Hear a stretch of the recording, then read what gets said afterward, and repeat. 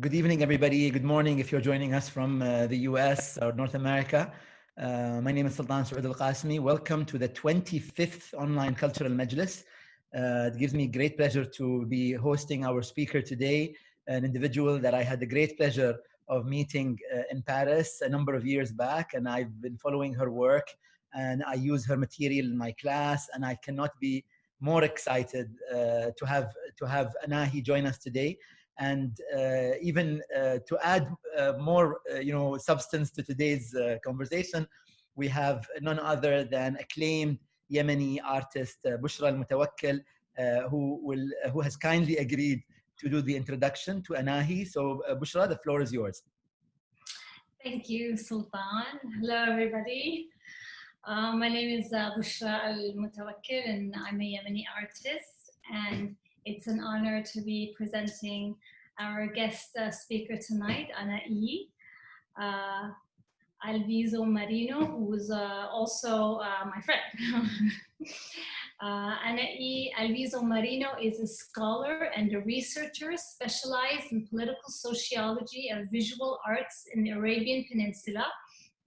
She obtained her doctorate in political science at the University of Sorbonne and the University of Lausanne, researching the political sociology of visual arts in Yemen. Before conducting her doctoral and postdoctoral research in Yemen, Oman, and Kuwait, she obtained her BA from the Complutense University in Madrid and her MA from Columbia University in New York. Her current projects focus on archival ethnographic research in visual arts in the Arabian Peninsula and in France on the methodological inquiries on the intersection of art and social sciences. Her archival and research materials have been exhibited at the Palais de Tokyo, Betan Salon, and Villa Vassiliev. Anahi has been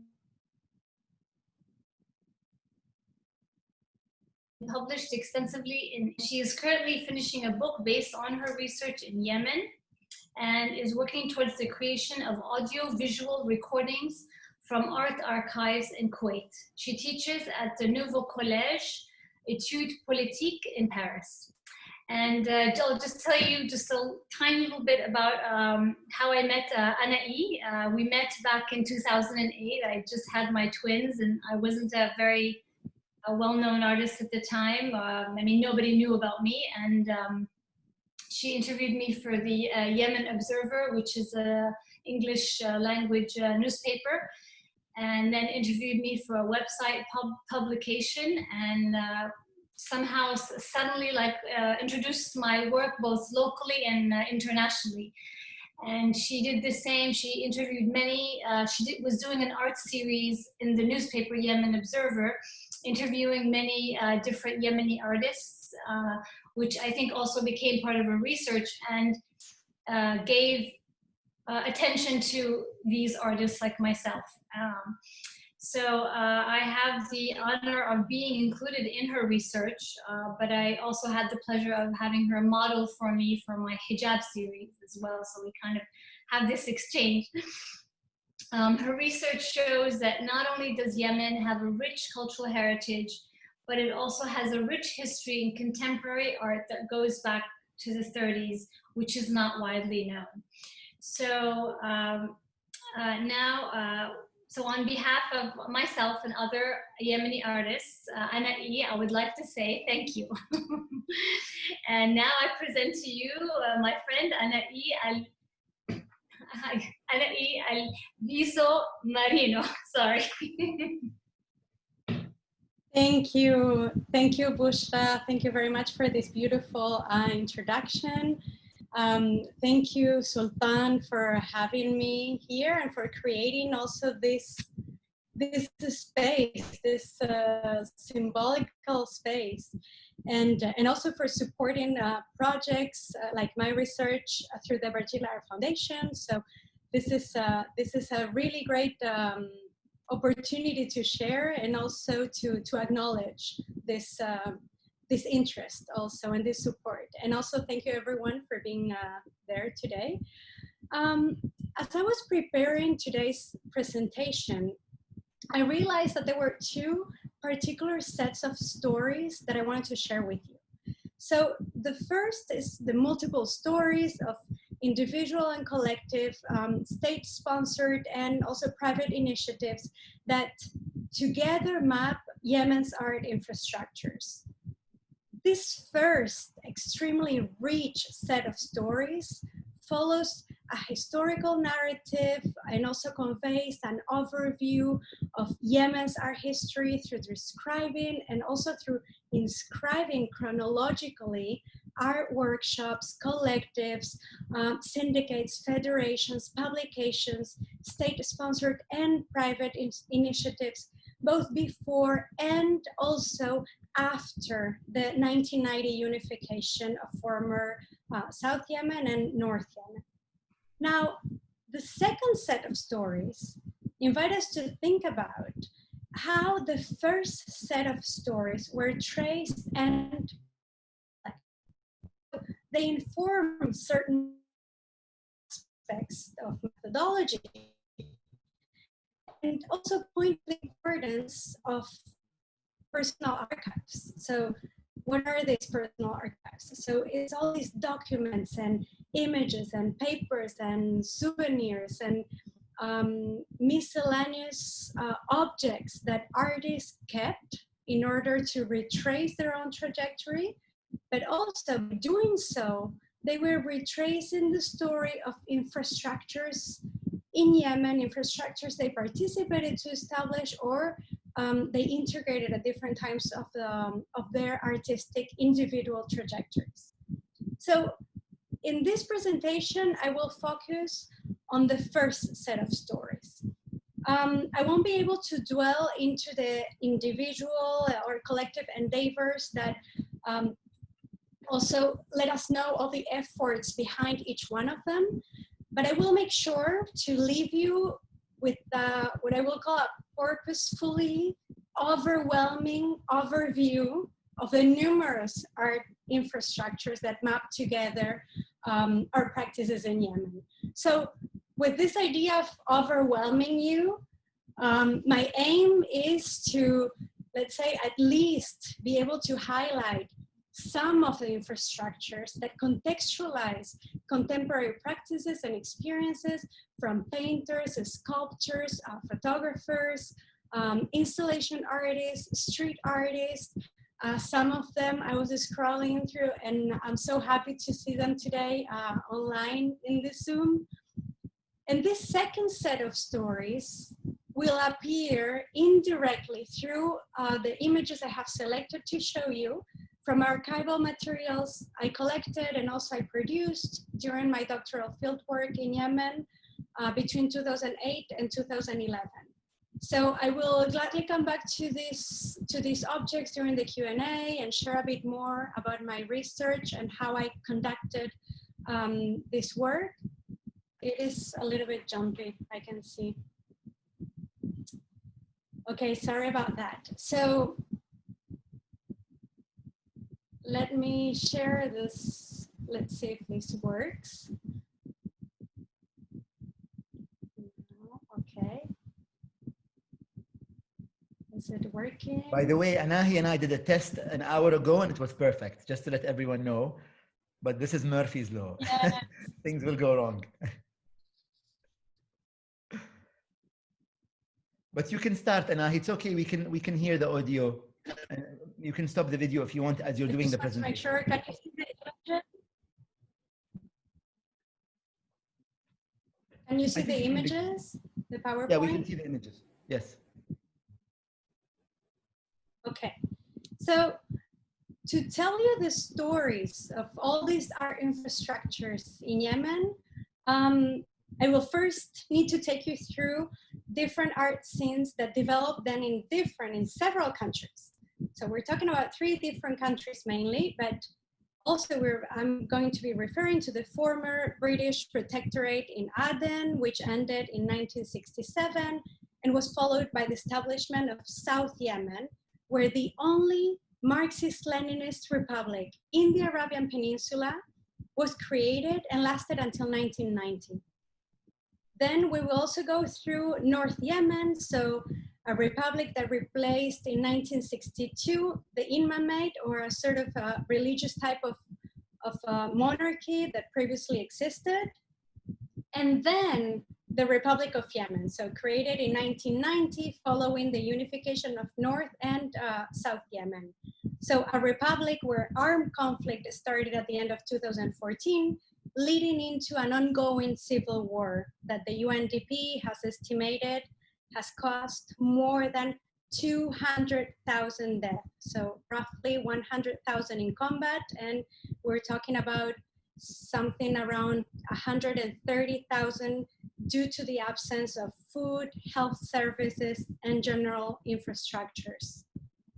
So if the places where these stories take place are very varied, so are the initiatives structure the domain of the arts in Yemen, ranging from clubs of the 1930s and 40s in Aden, also the artistic associations and societies of the 1950s, followed by the establishment of artists' federations, also the first spaces dedicated to both informal and formal learning in the 1970s. Then later, in the 1980s, artists established also commercial galleries. And in this latter phase, it also included the setting up of workshops, institutions, artist studios, non-related museums. So for example, the military museums. And then in the late 90s, a fine arts department at a public university. I'm a political scientist working on visual arts. So one of the interactions which I find the most interesting is the hybrid relation between art worlds and the state. Most, but not all of the initiatives I just briefly summarized participate in a process through institutionalized, regulated by the state. With different levels of intensity, what the state did was that in former North and South Yemen, but also in the current Republic of Yemen, it established, it intervened, and incorporated art infrastructures. Now, the fluctuating character of this state intervention was equally marked by the development of independent and non-governmental initiatives, suggesting efforts that are very important because they were made, as we'll see, towards a relatively more autonomous art scene. Now, this complex process that intertwines, on the one hand, the institutionalization of the art scene, and on the other hand, this autonomization from the state, is a process that started in the 1970s. First, with the establishment of spaces where painting could be practiced and also taught. So informal and formal institutions, such as artist studios and formal, so state-run education programs, began to emerge. One example of the former was the studio opened by painter Hashem Ali in Taiz in 1970. So this is a figure considered by Yemeni artists as the father of modern painting. Now, Ali's studio in Taiz did not lead to any type of, let's say, formal diploma, but informally, what it did, it educated painters at the time. An example then of a more formal program dates back to 1976 and was located in Aden. Known as the Free Atelier, so the Marsa Malhour, this was an initiative by the Ministry of Culture and Education of the People's Democratic Republic of Yemen, and was the first formal space that provided a diploma after 3 years of study. Translated also as the free workshop or the open studio, similar workshops also developed during the 1960s and 80s in other parts of the Arabian Peninsula and the Gulf. So for example, I'm talking about Kuwait or Qatar, Oman, as also state-run initiatives. Now, during the 1980s, the artistic movement in Aden just grew and expanded, in part through the establishment of professional associations for artists. The Society of Young Plastic Artists, this plastic Eileen Al-Shabab, included, for example, 80 members whose works were exhibited in Yemen and also outside of the country. Now, during this decade, a few independent commercial galleries like Gallery Number 1, also a gallery called Colors, Al-Amin Gallery, opened both in Sana'a and Aden upon the initiative of several painters. These galleries reflected the need to commercialize artworks and signified also an expansion of this art scene with these additional independent spaces that were part of a broader institutional structure. It was during these years that the largest group of Yemeni students who have studied abroad left the country to pursue fine arts related degrees in the former Soviet Union through scholarships that were then provided both in former North and also in South Yemen. Now, throughout the 1990s, our groups, so these groups is the Jama, with large numbers of participants were then formed. The formation of these groups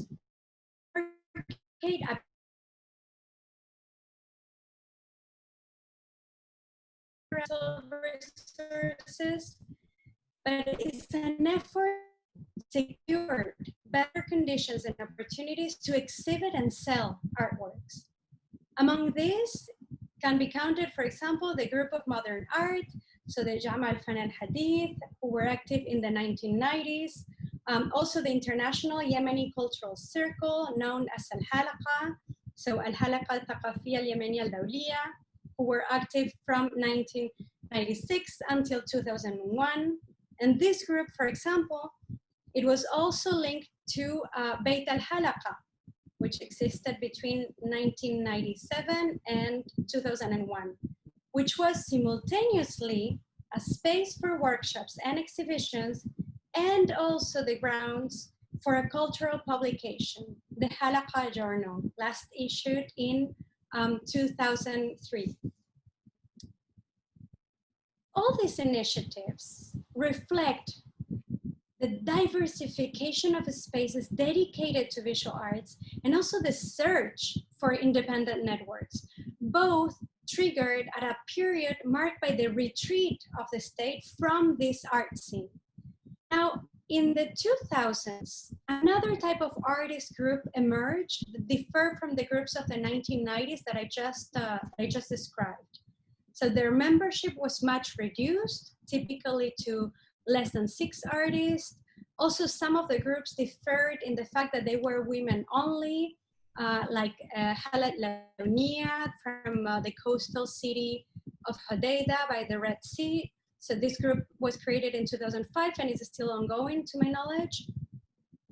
And some of these groups were linked to the establishment of art spaces dedicated not only to exhibiting and possibly selling works, but also to making space for debates through the organization of, for example, weekly meetings.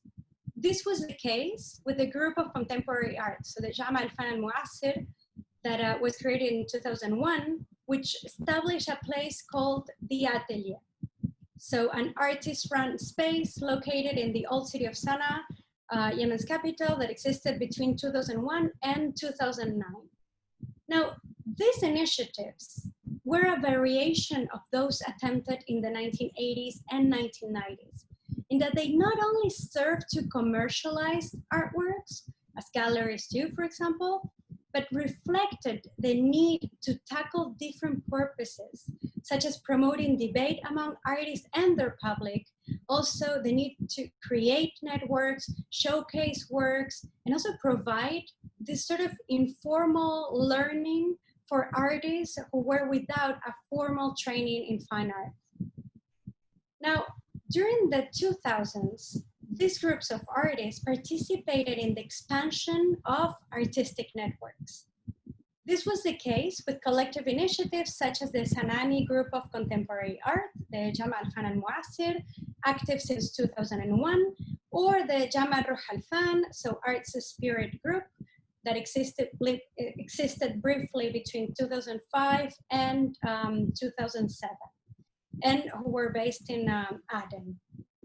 So from 2003 to 2007, and this phase is important, 2003 to 2007, another phase of institutionalization took place. This time through fostering the establishment of art spaces.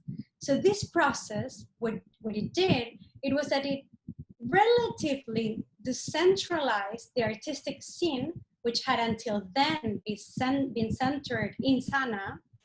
And as the Ministry of Culture established houses of art in different governorates where permanent exhibitions and training workshops were organized and artworks could be bought, participated to this sort of a decentralization. Now, these houses of art, also these houses of culture, also the international forums for plastic arts, which from 2008 onwards were held annually by the Ministry of Culture, and also a state-run gallery opened in 2011, it conveyed a move that was showing an interest towards the internationalization and commercialization of Yemeni art. While these efforts were accompanied by the saturation of state-run networks, particularly inclined to showcase the same artist again and again, the experimental and transitional environment experienced during the revolutionary period of 2011 triggered what can be described as opportunities for independent, politically committed, and also artistically diversified practices. For instance, non-governmental multidisciplinary spaces such as the Basement Cultural Foundation, also the Raufa Hassan Gallery opened in and after 2012. Such spaces attracted young artists who were not only not included, but also these are artists that chose not to participate in state-run networks. And instead, they sought, let's say, different possibilities for visibility and recognition.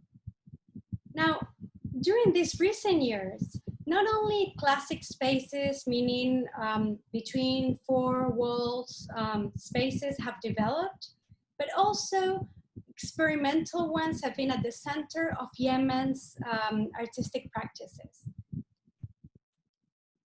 During this relatively more independent and experimental phase, street walls have been turned into also spaces for artistic expression and exhibition through, for example, street art campaigns that spread throughout and beyond Yemen, and also via, let's say, the virtual space of the internet.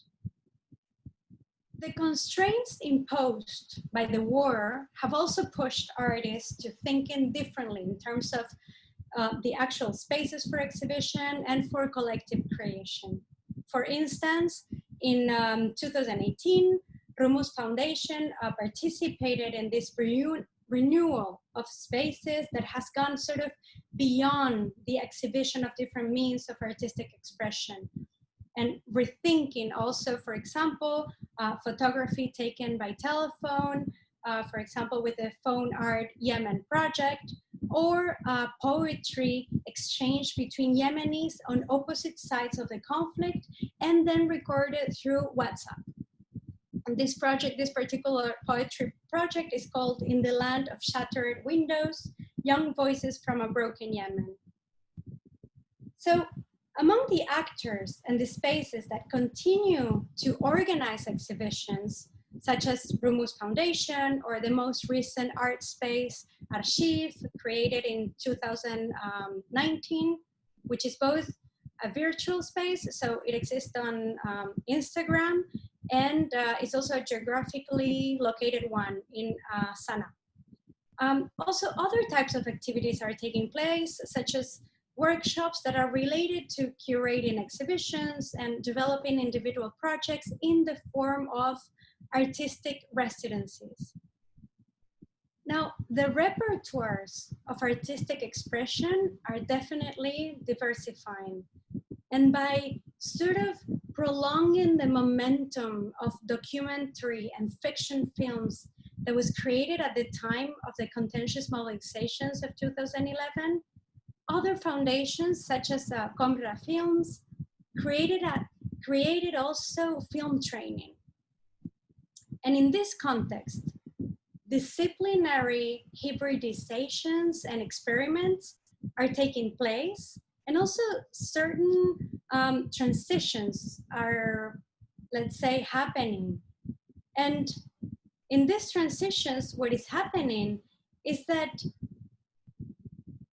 artists are moving from still images to moving images and working towards video art instead of a more documentary-oriented filming interest.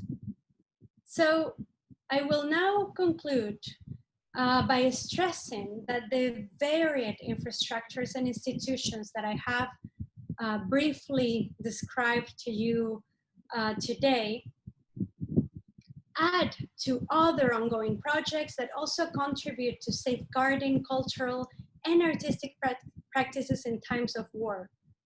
I also hope that by overwhelming you, I have sparked also your intellectual curiosity to look into similarly stimulating sites for observing both past, also present, and also future dynamics within these rich art worlds in Yemen.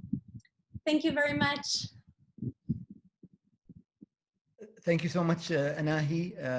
I will ask you to stop the presentation and turn your video on maybe. Although I might come back to you in a few minutes to show us a couple of the slides that you passed through so quickly. They were so interesting, visually arresting slides. So while Anahi turns on her slide, I believe that I have Aziz Murfiq here, who you have to allow me. Sorry, Sultan. You have to allow me to activate my camera. Oh, sorry. Yes, please ask to start video. There you go. Sorry, but these are new Zoom rules. Okay. So we have Aziz Murfiq. Aziz is from Basement, as well as Hala Saadi is also here. But Aziz wants to make a quick comment. Aziz, go ahead, unmute yourself.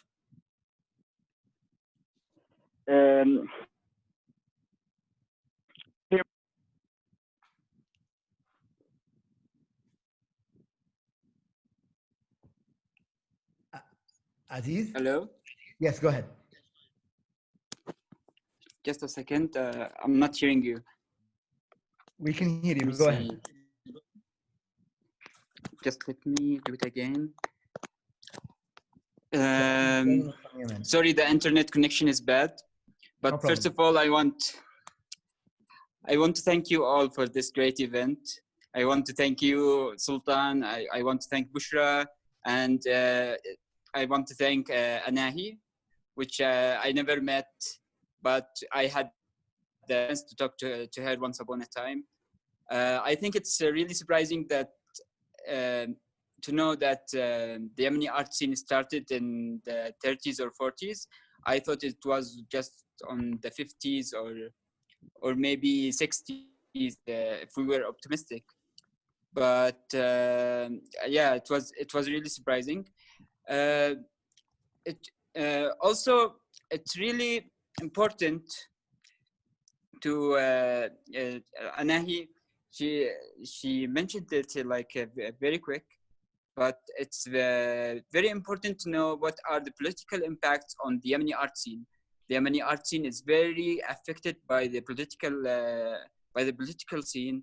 It's really politicized, and the fine arts movement, it's in the north, especially in the north, it started after like a great impact in the south. After a great impact in the south, then artists like Hashim Ali, Abdul Jabbar Nu'man moved to Taiz, and they started the Yemeni art scene in the north. If I was correct, Anahi can correct me. Also, she mentioned that diaspora played a great role, and I think it's very right, and I must say it's a very important role that should be studied. Hashim Ali was raised in Indonesia. Abdul Jabbar Nu'man studied in Egypt, and everyone who learned who learned fine arts either by himself or by themselves, I'm sorry, or by other techniques, they used to be based in Eden. So diaspora had a really important role. The only problem was that it was centralized. Like all the art scene was centralized within the state. And after 2011, Anahi was very clear about it. It started to be like more individual, but still the impact of the state was still ongoing. Thank you, Aziz. I don't know what to say about it, but thank you, Aziz. The impact of the state was really affecting the individual art scene, and let's say it was fighting the Yemeni art scene. It was fighting the Yemeni art scene. I remember when we were in the basement, we had like this fund from the ministry, and suddenly it was cut off, and we had no any other fund, like nothing. And we were searching for rent to our foundation. So we went to the endowment, and we told the manager of the endowment that we want you to revise the fund. Like, we want to know what's the problem. And he simply said, I don't have anything to talk about. It was that simple, and he did not explain anything. But we had this explanation that because you are an individual, that it means that you will endure a lot, and because you are an individual, you will be accused. You will be accused by various charges. Like these spaces were open to all kind of political theories or any kind of levels, artistic levels, and that's why we used to hear a lot of accusations and a lot of interpretations about our activities and conspiracy theories. Okay, I have to stop right here.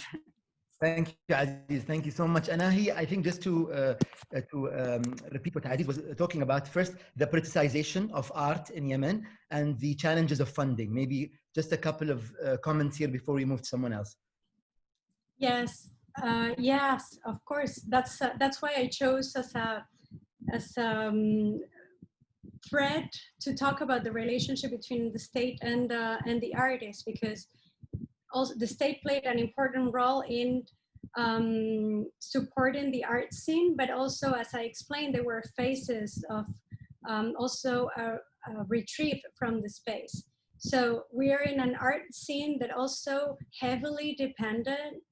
was heavily dependent on tourism and expatriates living in Yemen. So all that, of course, as Aziz explained through the case of the Basement Cultural Foundation, it all completely disappeared after 2011. So now we only have a state, and we have a state that is involved in a war. So the links between the state funding and a possible more autonomous art scene is very fragile. But also, I think there are a lot of new opportunities at this time for funding outside of Yemen, and also opportunities to focus on safeguarding this artistic heritage. And I think this interest didn't exist before. So I know there are different initiatives like Rumuz Foundation. Also, I think the basement, you guys also were able to have some funding from outside. I'm not sure if the basement is still working. Aziz, you might. We have Hala Saadi here. Hala, would you like to say something? Unmute yourself. Go ahead. Hi, everyone. First of all, thank you all for attending and organizing this event. Just to answer your question really quickly, Basement nowadays is not holding any activities due to the pandemic situation. But to comment on Anahi's point, this is where I came to collaborate with Basement regarding securing funding from outside the state, centralized, kind of very specific funding that comes with specific terms, with specific, direction and trajectory. And also, as you mentioned, regarding safeguarding heritage or safeguarding the art scene in Yemen in specific. At the beginning of 2015, all kinds of funding and all kinds of response was directed to emergency response due to the humanitarian situation in Yemen nowadays, since 2015 up until nowadays. In the past 2 years, let's say, there has been some attention given to the arts and culture sector. UNESCO started, in collaboration with the EU, the Cash for Work project, which we were able to secure, and we are focusing more on entrepreneurship through arts. We're trying to find this opportunity in art and make it more integral with the parameters of the situation in Yemen. We want people to be able to look at it not only artistically or socially or culturally, but also economically, also as a source of income, because I personally believe that talent should and can generate income to people. What else did you want me to comment on? Can I ask you one question? At the peak of activity, how many activities or events was Basement holding, let's say every month or week or year, whatever? Can you give us like a 20-second, 30-second roundup about what Basement did? I think Aziz can give you more specific insight on that, because I'm not currently in Yemen, and I can't give you more like very specific details. Aziz, if you're here. Aziz, very brief. Yeah, I hear you. I'm sorry, but the voice is very low. So I've heard the last thing was, which was the how many activities we do a year. We used to do before 2015, like until late 2015, like 64 weekly event of knowledge exchange for Yemen. Do you hear me? 64 weekly, you said? Wait, like a year. 64 every year. Okay, so once a week. A year knowledge, just one activity, knowledge exchange for Yemen. And we do other activities which were on monthly basis. It's like we can fulfill like almost 100, but now we like lesser these activities to twice a month. After 2017, we make it lesser because the expenses are much higher now, and we need to pay for commercial electricity, and other expenses are getting like very expensive. So it's like 54 to 70 events. Thank you, Aziz. Thank you so much. Anahi, go ahead. Just to think, to give you an idea, and you guys will correct if I'm forgetting things, but at the Basement Cultural Foundation, they were having concerts and poetry readings and exhibitions. You guys were holding lectures also. You were encouraging rock stars, emerging rock stars in Yemen to come and play, so to jump in this space, but also to to have concerts. So it was a very rich activity. It's not just the number, but the quality and what it gave also to have these spaces for music, for experimental exchanges too, for slam poetry, things like that. It played an important role. Let me give the mic to Shadi Qubati, who's joining us from Cairo, and then I'll come back to Aziz. Shadi, unmute yourself.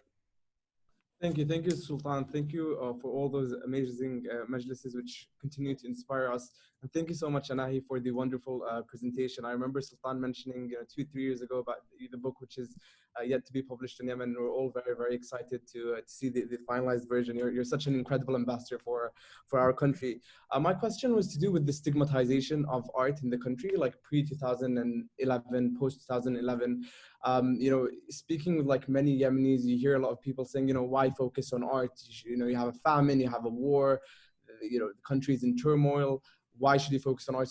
You should become a doctor, you should do all those things. So I'm just curious from your perspective as someone who's worked within that scene, do you think, you mentioned that there was a transformation in terms of space and the type of art produced, but do you see that there's changes as well in the number of people producing those pieces?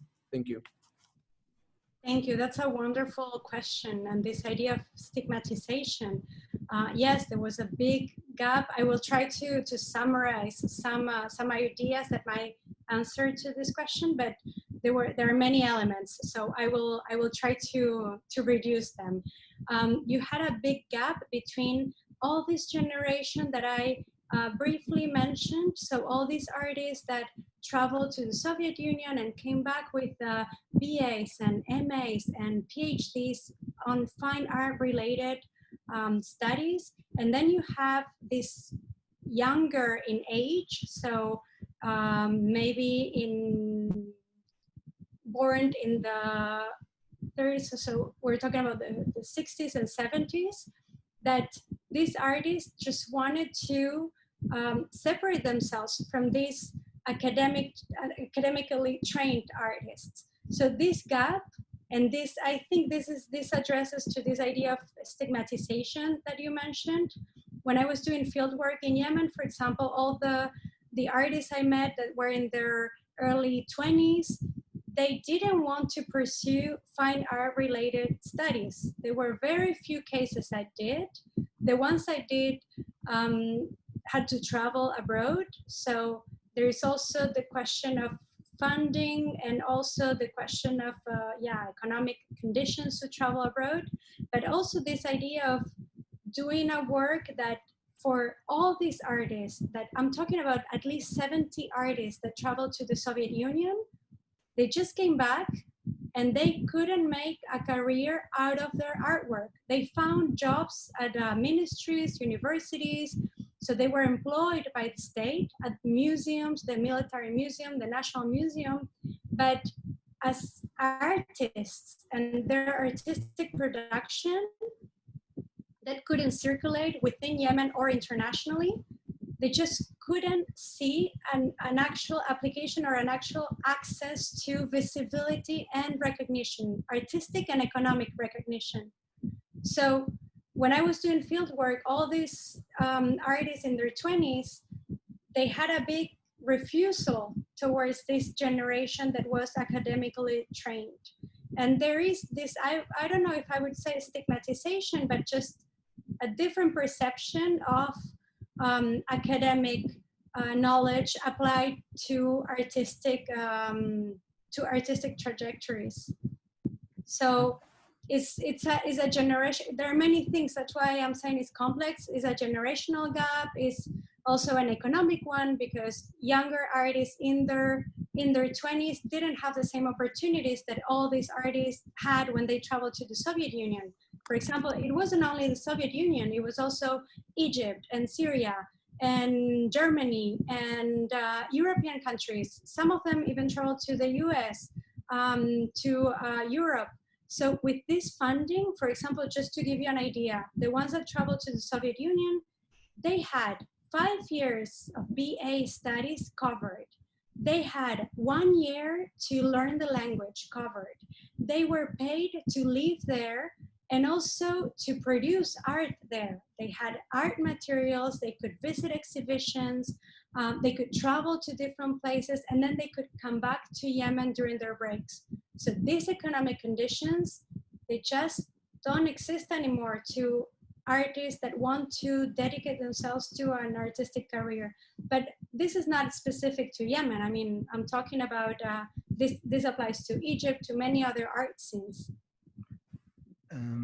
I have a quick comment from Aziz. Aziz, do you want to unmute yourself? Go ahead, Aziz. Go ahead. Okay.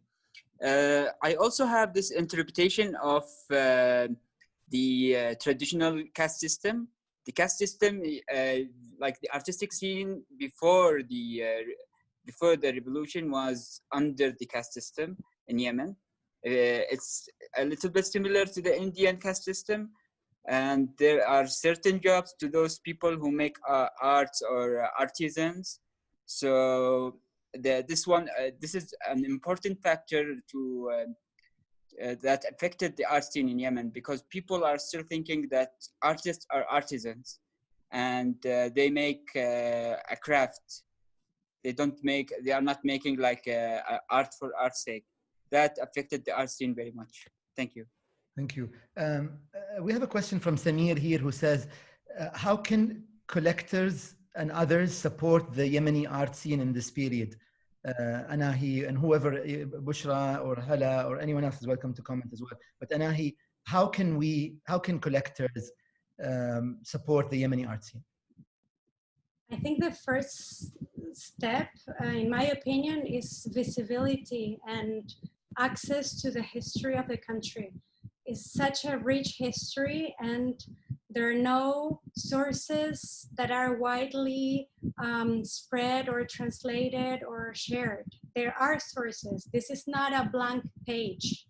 That's a fiction. It's not a history that has never been written, but it needs a lot of visibility to be part of the art history map of the region. And I think that's the beginning of the entire recognition and visibility that artists need, because you can have Yemeni artists being exhibited abroad, but if you are not able to place them in a historical narrative, their role within their society just disappears. So in my opinion, it has to start with sources that allow us to grasp an idea of the history, of the infrastructures, of the personal trajectories of artists, and also different devices that allow us to place it in a larger map. And also now we're in a war, so this is wartime. So collecting at this specific time, it's a political, complicated choice also. Okay. Bushra, would you like to say something? Yeah, I was saying they're asking how they can help, or how, and I think one of the ways is to buy artwork made by Yemenis. I have a couple of like Madhar, for example, like he sells most of his work through Instagram. He has clients, from all over the world. And it's a little bit tricky because of the banking system and money transfer, but there's ways around it. But, find an artist that you like, and if you like their work, ask, how much it is, and find a way to buy it. Also, you can get in touch with like organizations like Rumuz and others like it, Basement, and see what are their needs and how you can help them and support them. Thank you. Anahi, can you tell us about the book project you're working on?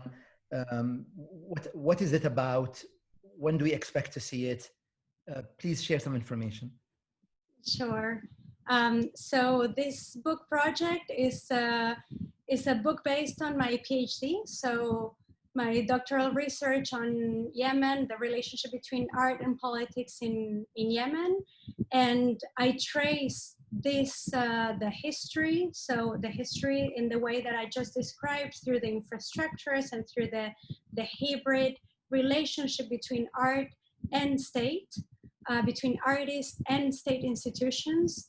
It's also a way to methodologically link the use of ethnographic research and personal archives, and how artists also participate in building the story I described in the book through the materials they kept to tell this story. Because, like I said, it's not a blank page, but we have very few sources in Arabic to retrace the history of art in Yemen.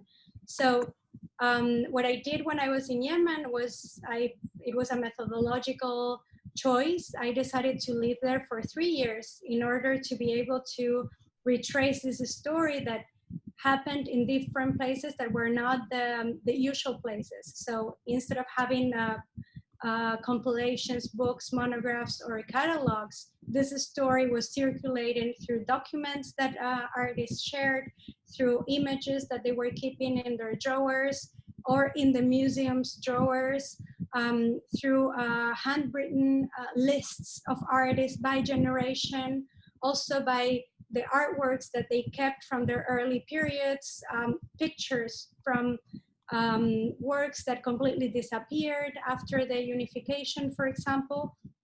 So what I did was an ethnographic approach to all these sources based on the oral accounts and also on the way people explained to me the archives.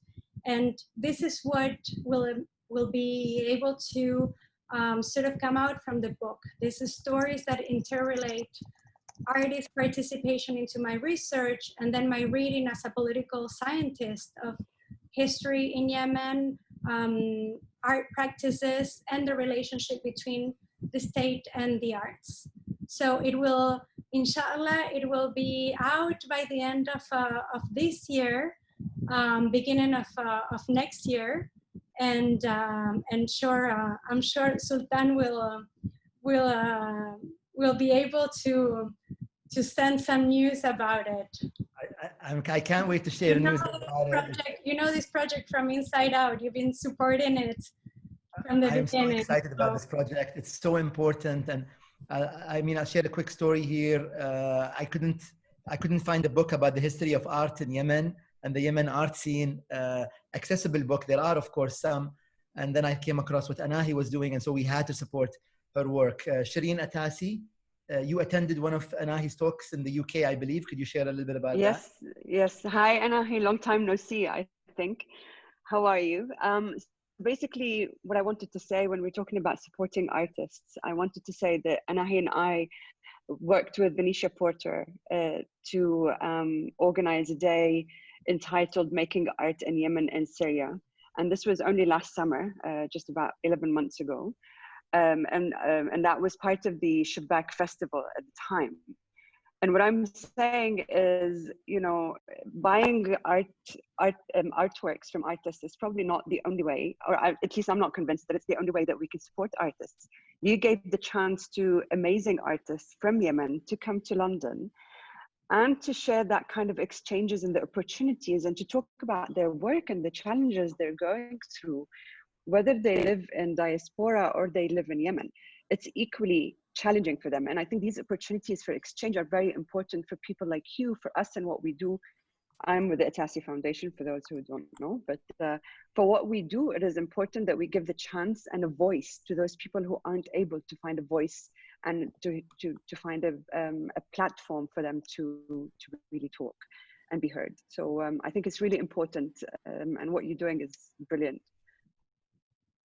I completely agree. I completely agree with you. It's so nice to see you again, but it's you too. An important thing to give, what I was saying, give visibility to this story and these multiple stories. It starts also by giving people the possibility to speak and to tell, to speak about their country, their trajectory, to explain their artwork, instead of just parachuting artists into exhibitions in different parts of the world, but give the artists the opportunity to place their artwork within a larger narrative. And we have the opportunity to have many of these artists working active in spite of the war, working inside Yemen through different institutions, but also independently.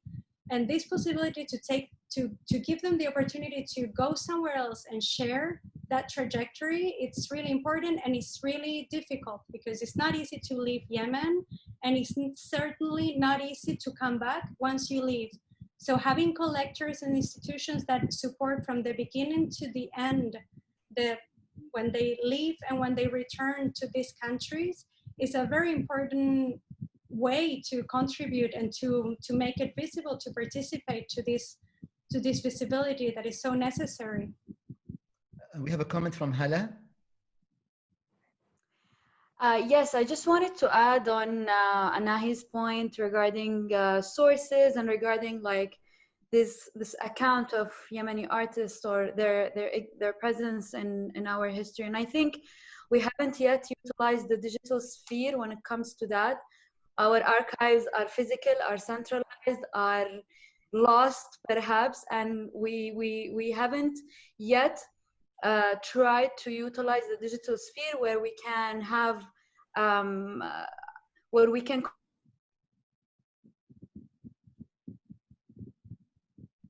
Hello?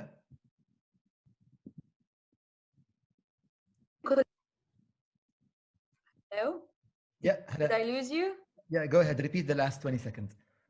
So I said we haven't yet utilized the digital sphere into creating archives that are open for public, for artists to use, for researchers, for scholars to utilize, and to be some sort of a building block into putting more of the historical account in one place where everybody can access it. It's not only under the state's supervision. The states are working as gatekeepers, telling us the information that they want us to know and blocking the certain information that they don't want us to know. So maybe that's something I think we should really focus on at this point, especially that the entire world is shifting into the digital sphere. So I think that's going to make a huge difference into putting artists out to like more in touch with the outside world, and also putting their work into perspective regarding the specific time event where it has happened. And thank you. Thank you, Hala. Anahi, maybe one last comment? Yes, it's what Hala just mentioned is really important and has been crucial to my research and to my work. So for these archives and the story of these personal archives, what I wanted to say also is that when I was doing research, since these are objects artists kept and actually tell their story and the story of the infrastructures they helped to build in their country, there were many artists that gave me copies, images, photocopies, and also original documents that I really insisted for them to keep them, and they really insisted for me to take them.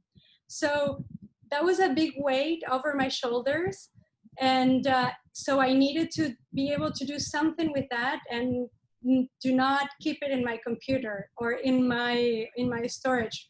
So this is something that is part of my new projects also. Well, it's an old and new project to be able to create audiovisual recordings to tell the stories, the biographies of these objects.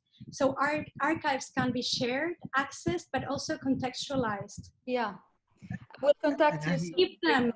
Keep all the documents you have. Keep everything you have from the basement to retrace the story of the basement. We have to end here, unfortunately. But one last thing before we close is Anahi has a surprise behind her. Anahi, do you mind showing us the artworks? Could you bring the smaller one closer, or the laptop? Yes, of course. And maybe So, use your phone to put some light. Yeah. Let me explain to you. Oh, this is Fouad El-Futeh. Who is Fouad El-Futeh? Not all of us know Yemen. The one of, okay, so one of the in Yemeni terms, one of the pioneers in the south So قربي this, شوي قربي أكثر. okay. Closer. Closer. Now? Yeah. And then put it up. Yeah. Okay. Okay. Oh, 74. It's beautiful. And Okay. then this 74. one, 74. This is one of my most precious. Let me see if you can see it. So this is Amal Fadel, who is surreal painter. Can you see it? Ish. I saw it earlier, so I suppose I'm cheating. And this is called The Game of Domination. It was one of my favorite paintings at the time. And one day, Amal Fadel came with a big bag and this painting on it. Wonderful. Anahi, so two things. Maybe you can send me images and I will share them on Instagram so people can see what the artworks look like. Yeah. If you don't mind, if that's okay. Sure. And also, before I thank you, Anahi, I want to thank Hala and Aziz and Shadi and Bushra, who all participated with their comments, and everyone else who wrote. But in reality, I want to thank the Yemenis, because the last thing I want is a European and an Emirati speaking about Yemeni art without Yemeni voices, because their voice is what counts. Our voice is secondary, tertiary, really. So thank you so much for giving us this opportunity to talk about your wonderful culture. And we can't wait to visit. We can't wait to see your art and share your art and buy Anahi's book and read more about Yemen, which really has been eclipsed. Today, Barjeel launched a call for papers on art from the Arabian Peninsula, and we made sure that Yemen is part of that work. We will include a text on Yemen, so anybody interested in writing about Yemen, please take part in the call for papers. And the last thing I would ask for is all the Yemenis and the non-Yemenis who are here, please send me Instagram accounts of artists that we can buy from, artists that we can support, and I will start resharing. So whether they are on Instagram or Facebook or just a page, whatever you can share with us, we can share it with the world and support these artists. So do that with my account, and then I'm sure some other people might be willing to share. Thank you so much, Bushra, again, Hala, Aziz, and Shadi. And thank you, really, Anahi.